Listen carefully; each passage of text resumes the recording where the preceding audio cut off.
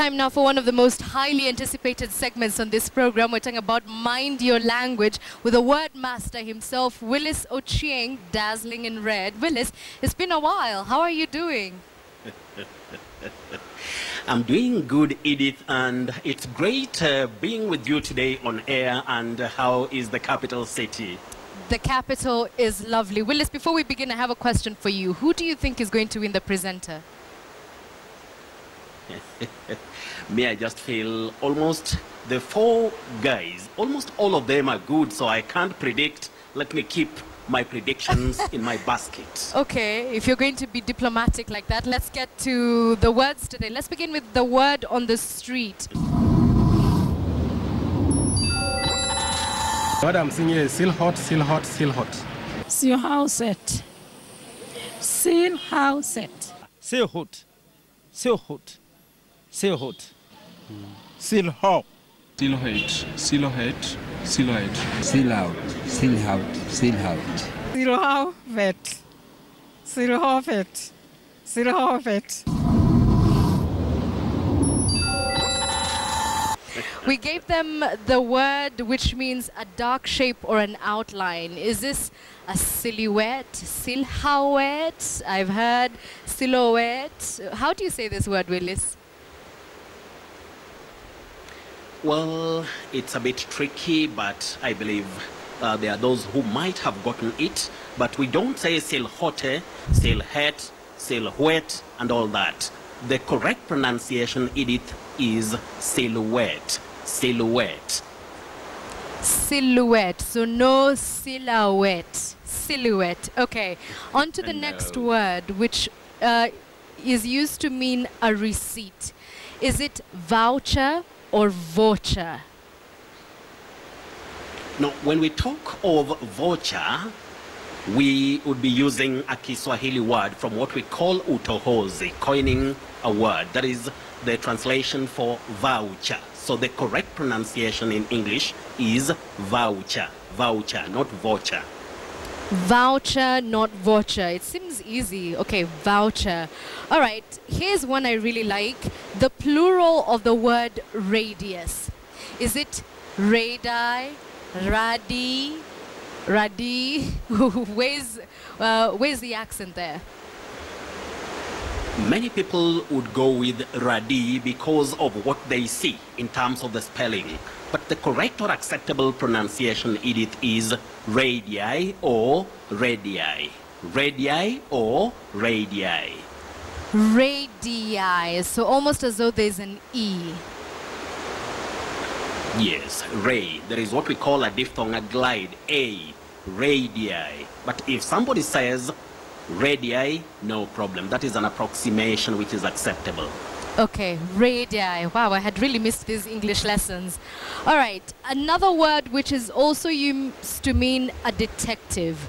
Is it sleuth, as in S-L-E-U-T-H, or is it sleuth? We say slew, not slew. A sleuth.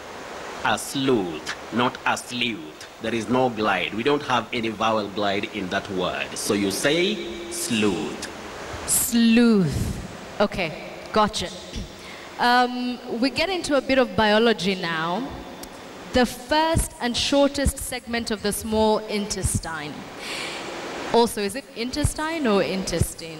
And then the word is duodenum, duodenum, duodenum. How do you say this word? What we should avoid is saying duodenum. Many people say duodenum, but that is wrong. You better say duo or duo, then you go to D, not de. D. Letter E takes the long vowel sound E. Denum, not denum. Duodenum or duodenum, not duodenum. Okay, duodenum. Right? Am I getting it right? Yes. You're getting it. Whew, okay. To the next word, a collaborative form of fine art that uses live performances to present experiences to the audience. It is called a theater, or is it theta or theater? Well, we say theater, a theater, but we have theatrics. When certain English words, are changed for grammatical function, Edith, you have partial changes of pronunciation. So we have theater, but we say theatrics. So theater and theatrics, not theater and theatrics. No, theater. Okay, the next word, Willis, one might think that it's fairly easy to pronounce, but I've heard it said a couple of ways. When you are feeling happy and in the house, just kicking it back, are you comfortable? Are you comfortable? Are you comfortable? There's so many variations of pronunciation in this one. What's the proper one? I know, Edith, in most cases, when you listen to drama or those who love, a lot of punch on words, the stress, you'll hear of comfortable, comfort, comfortable, which are wrong. We say comfort and comfortable or comfortable, not comfortable. So even I was saying it wrong. It's not comfortable, it's comfortable. Almost as though there was an A. Comfortable or comfortable? Comfortable, okay. Willis, the next word, when the tragedy happened in Sachangwan where there was a fire, it's because people were siphoning or siphoning fuel. We have the dual vowel glide, that is the diphthong I in the first syllable, that is siphon, siphon, not si. So to siphon fuel. So siphon, is that the same rule which applies to say a word like diagonal, so it wouldn't be diagonal? You say dia, but now you will realize, or if you listen to yourself, you'll hear dia, aya. That is now called a triphthong. Oh, what? A combination of three vowel sounds or gliding. Triphthong, a triphthong. Aya, dia. Just like in fire, aya. But siphon, you'll realize that you have si, I. Okay, siphon, diagonal. Wah! This English class is very difficult today. Okay, and perhaps that's why Boniface Mkala decided to ask you how to pronounce this next word. The Multinational Energy Corporation, is it Chevron or Chevron or Chevron? What's the proper way to say this word? There is normally a symbol that is put also on the clothes of, armed officers or policemen or other officers for that matter. Right. Now, we don't talk of chevron, we say chevron, a chevron. And this Boniface Mukala, I remember him also asking me about what people call locally as chassis. Chassis yagari. If I may use a bit of Kiswahili there, no. We don't say chassis. The word is chassis. Very tricky. Chassis. The spelling is C-H-A-S-S-I-S, and we pronounce it as chassis, not chassis yagari. Chassis, rather chassis. Chassis yagari, not chassis. Okay, so does the rule which works with Chevron also work with the make of the car, Chevrolet, or is it Chevrolet?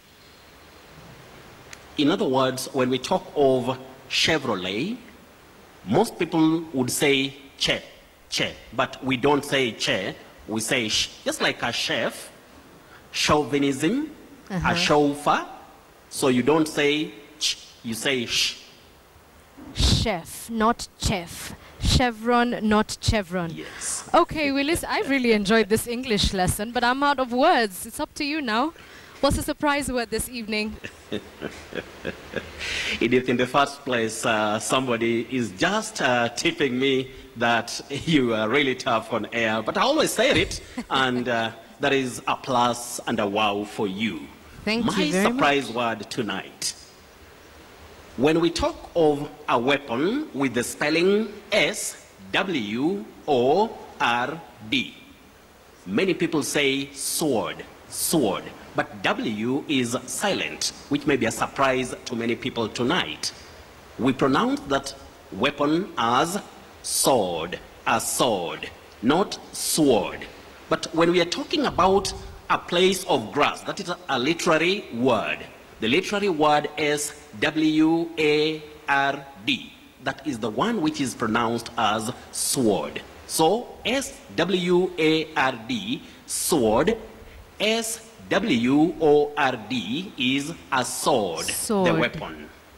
That is it, Edith. Okay, so when we say a political appointee has been, is it sworn in or sworn in or sworn in? It just makes it more confusing. We say sworn. W is not silent in sworn. Sworn is sworn. Edith, if you see the word answer, answer, do you realize that there is a W in it? No, actually, you never really think about that.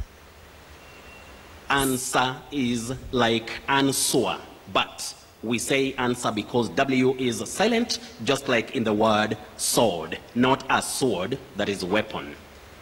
Okay, Willis, thank you very much for that lesson. Jeez, I feel like I've been speaking wrong since the last time I spoke to you. Asante sana. Asante sana kwako pia na nimefurahi sana, Edith. Thank you for tonight, and till next week, me, I just tell you now, bye. But people should remember that my own Twitter, that is, they'll get me at Willis Ochieng1. Mr. Tech Survey himself, I couldn't have said it better if I tried, at Willis Ochieng1. Follow him if you want to sharpen your pronunciation ability. Until next time though, that's Mind Your Language with the Wordmaster himself.